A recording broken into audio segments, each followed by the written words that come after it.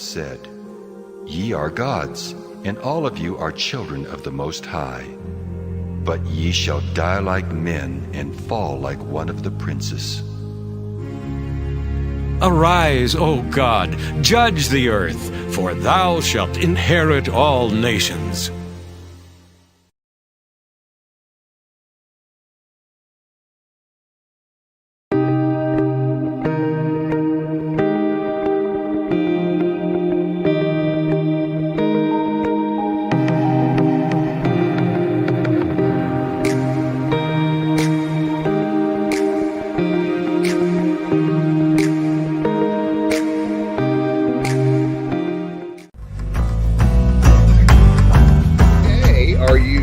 Ready? I know that you are. You're going to love this. I have been preparing for this. So what we're going to do, since Joe is the slacker, only because she's on the bottom tier, I'm going to let Joe tell me when to stop. And I'm going to show you what we're going to do here. We're going to go to full screen. I'm going to show you this. And I got to get all my ducks in a row here. So what's going to happen is that let's do full screen. And what's going to happen is you're going to see a compass come on here and it's going to start spinning.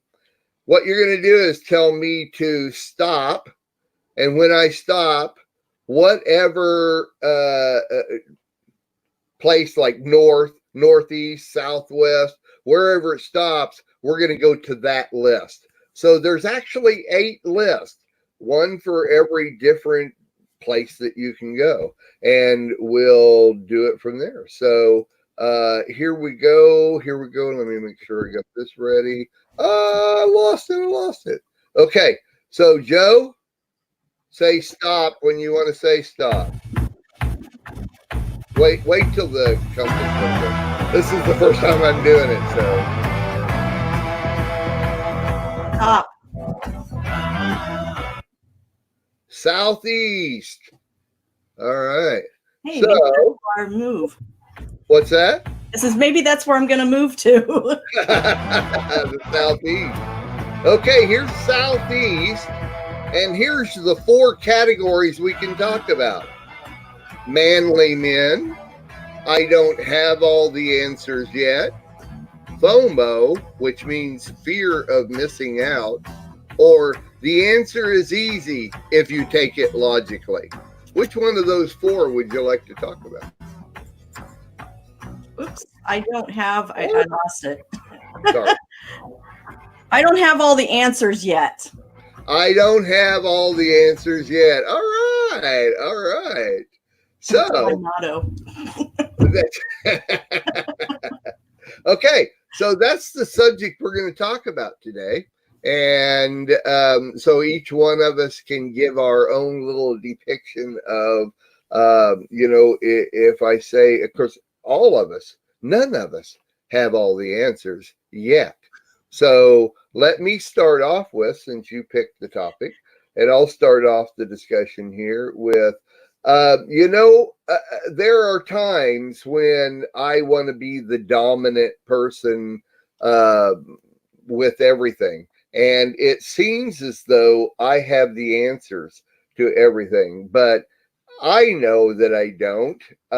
But I still, sometimes I like to think I do. And if I don't, then I'm going to go search out what I don't have an answer to. And I want that answer. I want to be able to know that I can, I love the fact that we're in the internet age and we can go to Google and search things out and find answers to practically everything. It's interesting that Adina, my wife, was having a little trouble with her new laptop yesterday, and it kept glitching on her, and she was using like Microsoft Word, and it kept updating and messing up what she was working on. So I came in and I knew what the problem was, and we rearranged everything so that it would work for her. But I told her, I says, literally, you can go to Google, start your search with Windows 10, and you can search out basically anything, and it'll give you the answer that you need for most everything that you want. But that's not how we should live our lives, because the answer to the most of the questions that we're searching out is right there in Torah, is right there in our Bible. And I was thinking a while ago, Abigail, when they told you that you should write a short book, and I'm thinking, well, the most successful book in all time was pretty doggone thick. What do you mean, right? Write a short book, but anyway, we don't have all the answers yet. I don't have all the answers yet, but I know a book where we can go get most of them, and they'll steer us somewhere else. So Abigail, you want to take it from there? The topic is, I don't have all the answers yet. I just have to interject one thing. Well, you can go. You go. No, I want to. But the Bible is made up of 66 books, and Obadiah got the memo. I didn't get that one. Because Obadiah is one page. Oh, you got the oh, I get it. Oh, that's hello. Yeah, sorry. The only reason you didn't know that is because you don't have all the answers. That's what it is, and you just gave me one. So another thing is, if we don't have all the answers, we can go to each other to find the answer. Exactly. And I think when it came to the, I was not planning on writing a huge book. I wasn't, Hawaii. Have you ever seen the book Hawaii? It's like this. And there's another one that's, I can hear somebody's mic. It's what is it? Of Mice and Men? No, it's the War and Peace. Yes, that's that one there. That's another one that's huge. And my sister and my mother used to always have them beside their chair in the living room reading them. But when I went there, that's interesting. You brought up the book. They told me, and I'm hearing my voice. I don't know why I'm hearing my voice twice, but I don't either. Here, I'll. Yeah. Okay, now can you hear me? Okay. Okay, perfect. And I'm not hearing me. That's great. Okay, so the bottom line is, they said that people, this generation, likes shorter books, short chapters. They hate to start reading a book and then have to stop in the middle of a chapter. And so I thought, I get it. Now I know that answer.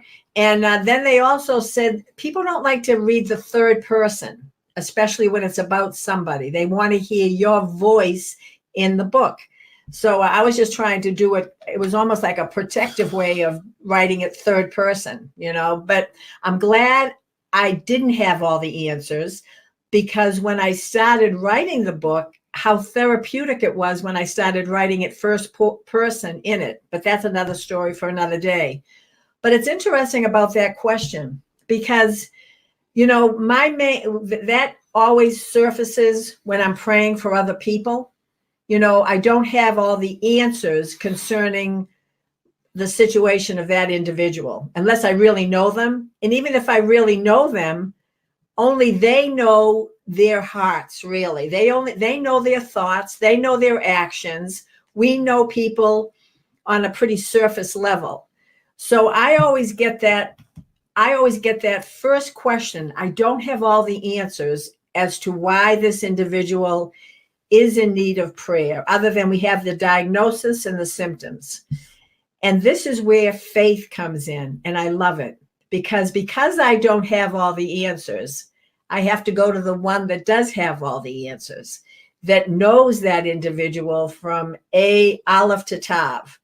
And so that has always built up my faith. It's always caused me to persevere, especially when it comes to close people that we're praying for, when we're praying for family, when we're praying for people that we have known for years and they're challenged with various issues. And it's always so refreshing to me that Abba has all the answers. He knows everything. Now, he wants us to do our due diligence. There's areas that he wants us to dig. He wants us to search out his word. He wants us to go through the process of life. And James made a really interesting statement to me. We were talking about our lives. And I was talking about that little book shares a lot of my mountain peaks and my valleys. And he said to me this one statement, because I didn't have all the answers on this journey. I just knew I had the destiny. I was trying to reach a destiny. Did you ever go on a trip and you don't have all the answers? You're on the trip, you say, I have a destiny. Mark, I'm going to Pennsylvania and I'm on my journey. And you've got your GPS, you got your car, I'm all set. And the GPS takes you down these cow paths and you're finding yourself in the country. You're like, what? I'm in Pennsylvania, and I know there's that areas of rural, but here I am for miles, and we were right there. And we didn't have all the answers. We had the GPS. That was our means of answers. So I love life because life always has that element of you don't know everything. That's right. That's good. You have That's good. That's perfect. I agree. I agree. It's right on. Yeah. It's good that we don't. James. Oh, I didn't know. Oh, James, talk. How's that? Does that work? James talk. Okay. I guess I will have to. Although I really don't know how to answer all this because I really don't have all the answers yet. That's good. So you got to keep on keeping that topic up there, what we're talking about. But it's always good to have someone like Abigail next to you because she'll have more answers than I do, so that's a good thing. But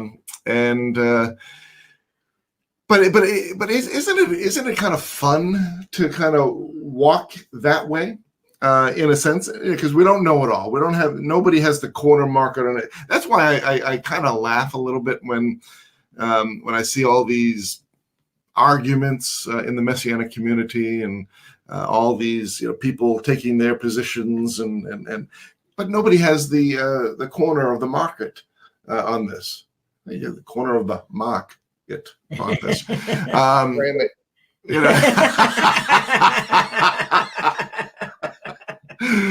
We could go a lot of different ways on this, and I am convinced, Mark, I am totally convinced that you do need a sidekick because sometimes you do need your sidekick. So, so it's a good thing to have someone like Sandy, next to you once in a while, and now Joe, Abigail, and myself are going to have to be that substitute for you today, at least. But that's okay. You good with that? Okay, that's all right. That's good. Adina's in the next room. That's what I was going to say. Adina's doing a good job. Yeah. So if we see that curtain move behind you, there it is. See the hat fly off, then that's fine. I just grab another hat and we'll go on. Talk about hats. I mean, you got a lot of hats right next to you. That's great. Oh my goodness. Oh my, my. Look at this. I'm so excited to be on something that's first. We definitely don't have Yeah. Definitely don't have an answer to that. That's fine. We'll let Cora May come in. I like what Miss Abigail said when she said that they only wanted one chapter on things. We have one chapter. We just make them real long. But listen now listen. If folks don't like to read books, why get you a family storyteller like I am? I'm the storyteller for the family. Just get one like that and just teach them. Just teach them, and they'll go and people gather around. And the little ones just get so excited when you tell them stories, especially when they're true. That's right. All right, I want to let James finish, and then we'll let Cora May come in here. but I didn't mean to interrupt. oh, it's okay. It's just interesting because we're talking about. I don't have all the answers yet, but she wants to talk about manly men. Yes, I really thought you were talking. I'm not married, I'm not married, so I like manly men, especially when they're like It's all right. godly, manly men. All right, I just- James, go ahead. Finish up what you were saying. How do I follow that? Yeah, I know. But Corme, I just want trying to look to see if you have one of those price tags on your cap, because you remind me of somebody. No, everybody knows you take the price tag off. All right, well, That was way back in the day when they kept a hold of everything, in the Depression. You didn't let in a scrap of nothing let go. That's why they held on them price tags. They might have used later on. But now we don't. We got President Trump in, and everybody's got all kinds of. A pot in every chicken, or chicken in every pot, and a mule in the shed, and corn in the field. So it's all good. Amen. Yeah, because what we were talking about earlier with that urban definition of cram. Mhm.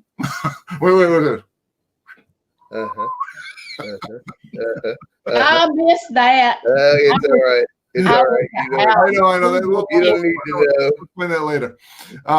But again, it's just wonderful to it's actually liberating when we realize we don't know what we don't know, and that, as Abigail was saying, that we diligently seek him and he gives us answers, but he gives us answers when we need the answers. He doesn't tell us everything all at once. He doesn't just open up and download everything into our beings. As we diligently seek him, he opens up our eyes so that we may see the wonders from his Torah, and be able to use that on our journey. So that's again going back to we don't have all the answers yet, and that's okay. It's okay to be like that. It's actually liberating and a powerful way of walking, because our trust is in him only. Amen. Very, very good. Joe, what's it? I don't know. You picked. I don't have an answer. It kind of reminded me of like homeschooling our kids. So many people, when they're, getting ready to homeschool them and everything, they think that they have to cram everything into these kids. They have to know everything by the time they graduate high school. There is no way anyone can know anything, even in the history of this earth. There is no way we can know everything. And there's so many people that say, I know this and I know that, and I'm better than you and you're not. And they think they know everything. Well, I would tell my kids that whenever you see someone that says that they know everything, run the opposite direction. Right. Because they do not know everything, because there's only one person that walked this earth that knows everything, and that was Yeshua. He knew everything, and he is still alive, and he still knows everything. And we don't even have the hangnail of what God knows. Very good. That's exactly right. That's right. You just Yep. I agree. Yeshua knows everything, but you know what? He didn't tell everything. He doesn't tell everything he knows. What's it say at the very, very, very last in Deuteronomy, the very last thing that was said? Oh, come on. I had it right there.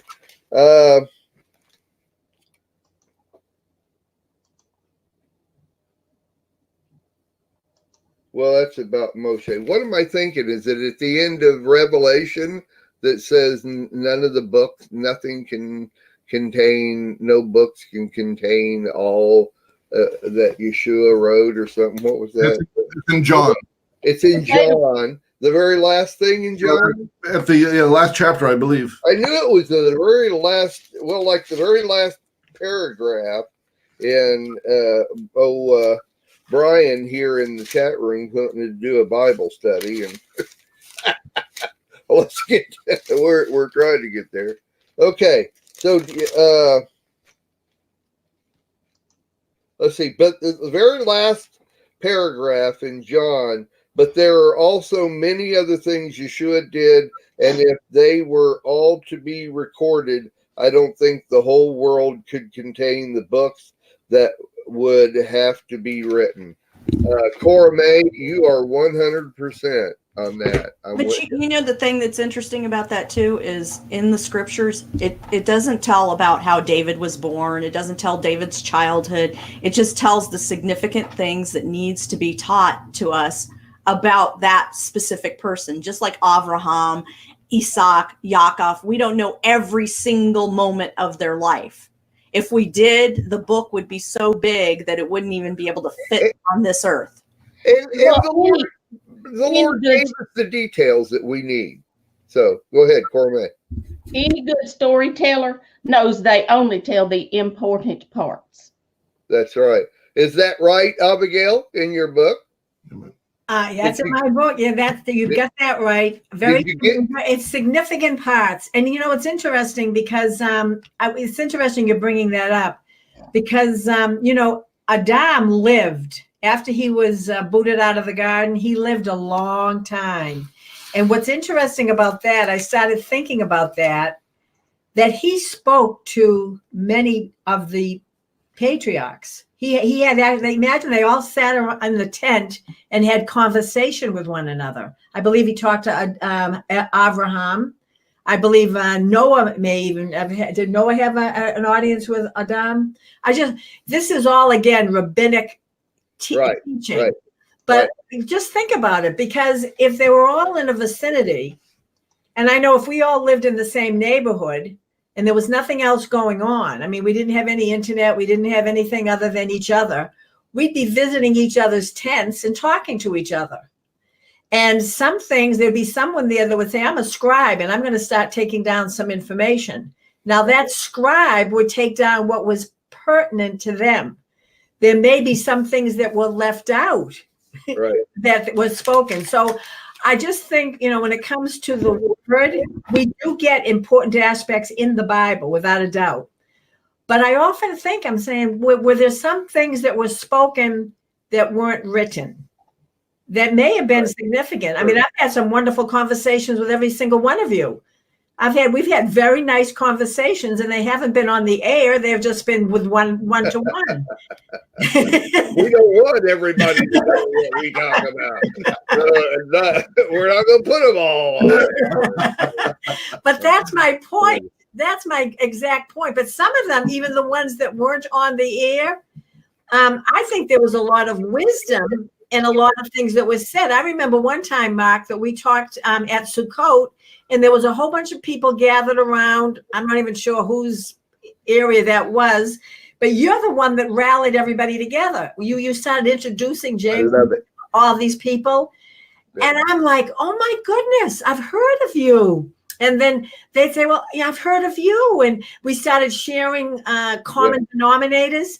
Right. And I'm like, now, if there was ever a scribe that was taking notes in that conversation, there's a lot of wisdom. There's a lot of very common knowledge, but common sense that comes about with just us dialoguing. So they don't have all the answers. They don't either. No, they don't exactly either. Right. But it's still significant. There's a lot of that common sense that happens, like just this kind of a broadcast.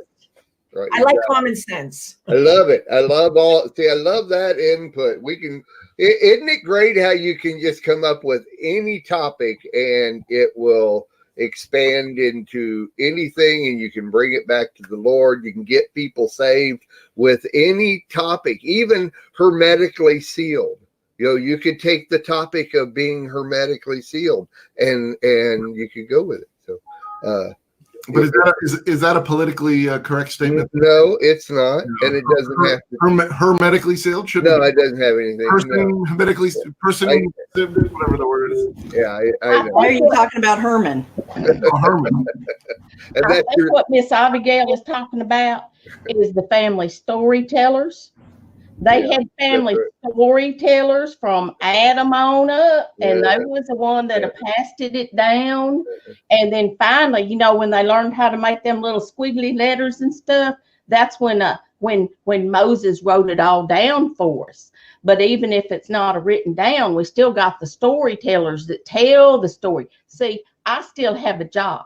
The internet may go down. We may run out of ink, and we not even have a stick to scratch in the sand. But if you got a family storyteller that's preserving them stories, why, my stars, it'll go right on. Right. And you know, if you look at the timeline of when them fellers lived way back then, you'll see that they knew each other. You know, they lived a long time. Yeah, Adam lived, according to Brian, long time. according to Brian, he lived 900 years. And Jacob and Esau, why they knew Abraham. They knew Abraham, and so don't you reckon Abraham told them their stories that they needed to tell? And you know, that's just how it goes with families. You know, like we tell our story about Jonathan Aaron Reithbaum in the Hammer Wars. We just had that you know, And that's up on the website for people to watch. Very good. We have another wonderful guest here. Rabbi Daryl has joined us, and it was fun to see you pop in, but then you had to pop out because somebody walked by in a robe or something, I think. But you weren't supposed to see that. well, it wasn't on air, but I can see the little ones downstairs. The great. That's all right, Rabbi. They wore robes long time ago. Lots of them. Daryl, hey brother, the topic today is I don't have all the answers yet.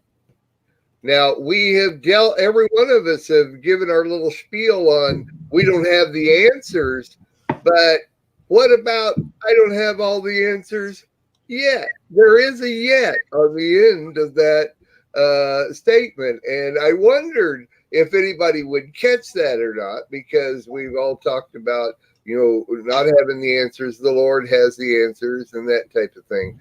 Is there a point in time, Rabbi, when we will have all the answers?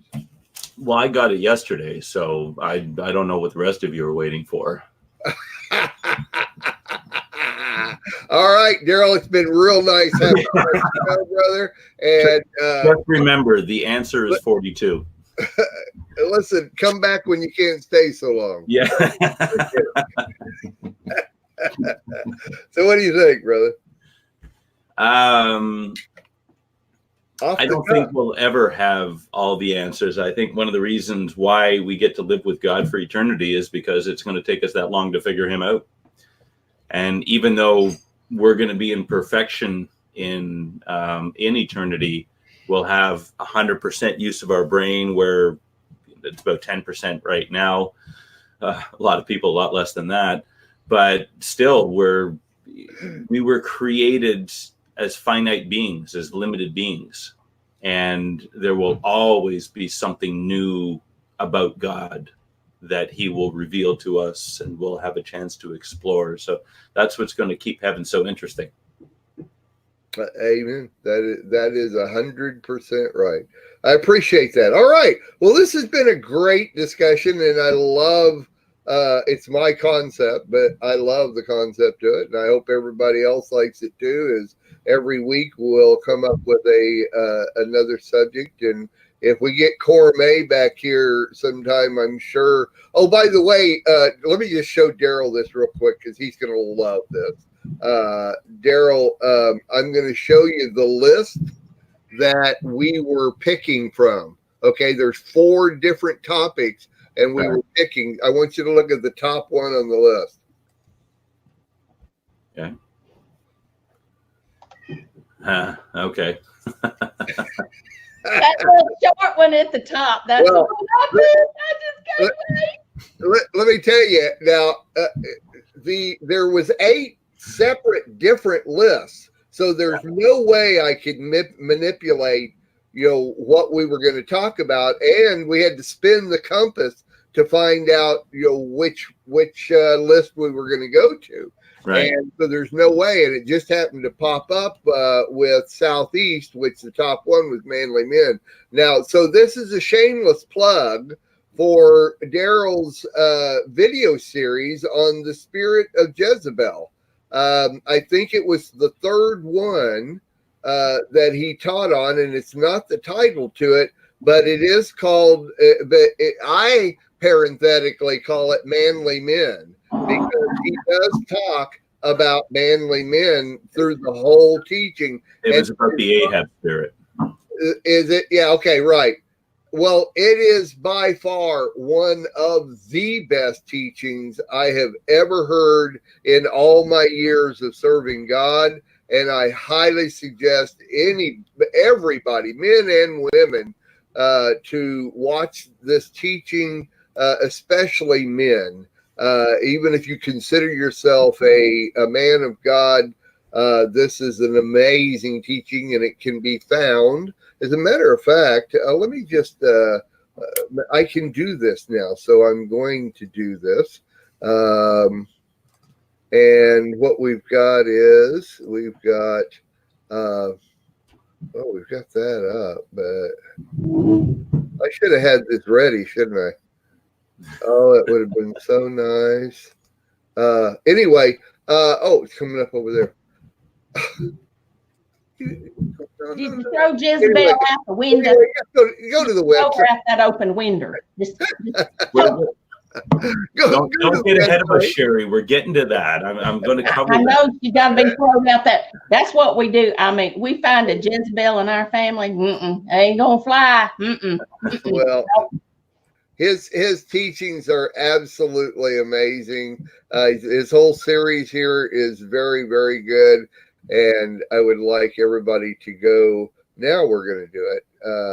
We're going to go here and here, and you're going to get to see here that if you'll go to the website and you'll go to like video series, and now of course it won't. Oh, it won't. Just go to video series and go to his teaching. Well, let's be nice. There we go. Spirit of Jezebel. You pick that one there. And this is, see how easy it is to get around the website. And that is not a shameless plug. That is what it's all about. So the 3rd one, Characteristics of Ahab's Spirit, is an amazing teaching. They all are. I highly suggest it. And because it was such an impact on me, I actually made it one of the topics that we can talk about, which Cora May would love to talk about. Though I know Cora May's not married, but Sherry, Bob needs to know this too. So anyway, Mr. Mark and Rabbi and everybody, Jezebel's a spirit, but she can't fly. Chunk her out the window. Just get her and chunk her. hey, we have another guest here with us, Melena. Thank you so much for joining us. And we don't see you very much. Maybe on Friday morning, sometimes in War Room. But Melena Weinberg is a prayer warrior here on the Lamb Network, and we appreciate you coming in. So thanks, Melena. The topic is, I don't have all the answers yet. Would you like to respond to that? Well, I told her this morning. Oh, told me everything. yeah, okay.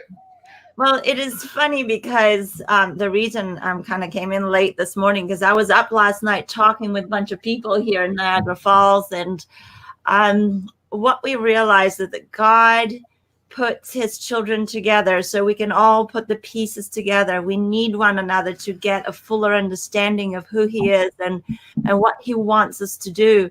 So no individual can know God fully and all the answers that, about him. But if we come together, we get a fuller picture of him. And it was so amazing because each and every one of us is given a piece of the puzzle, and we kind of click together, just like we're on the screen right now, a bunch of puzzle pieces coming together. So that's what I realized. The answers are coming through others, through experiences, and it is amazing to know that God talks to us all the time. It's just, do we listen all the time? That's right. That's exactly right.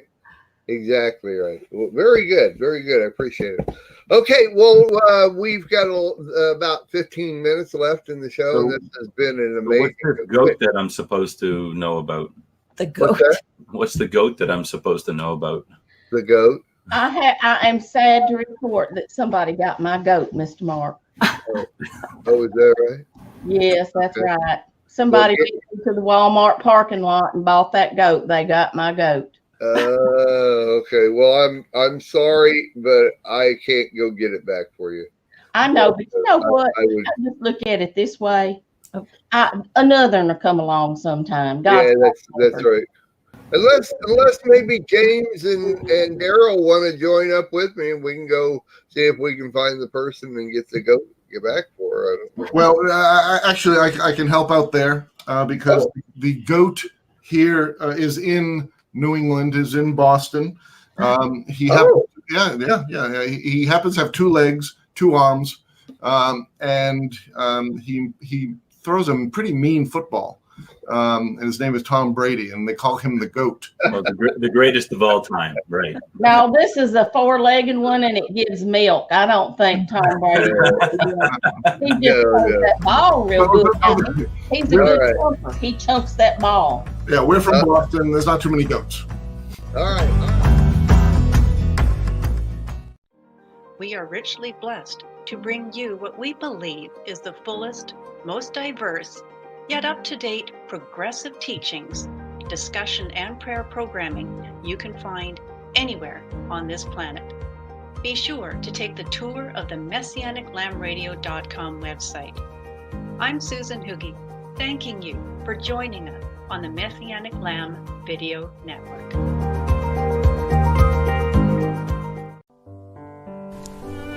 Thank you for your generous donations to Messianic Lamb Radio. You will be blessed, as promised in Proverbs 22, verse 9. These donations enable listeners from around the world to hear words of hope in teachings and in songs. Toda Rabbah.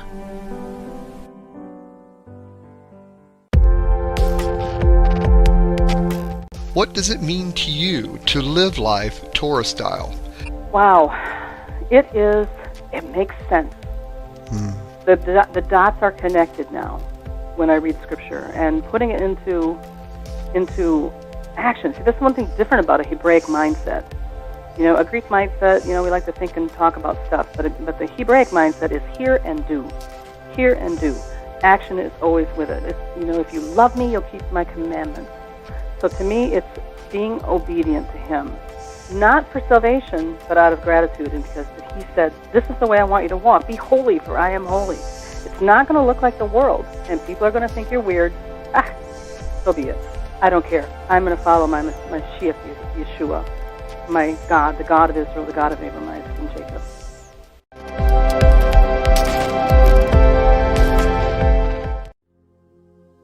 I have said, ye are gods, and all of you are children of the Most High. But ye shall die like men and fall like one of the princes. Arise, O God, judge the earth, for thou shalt inherit all nations.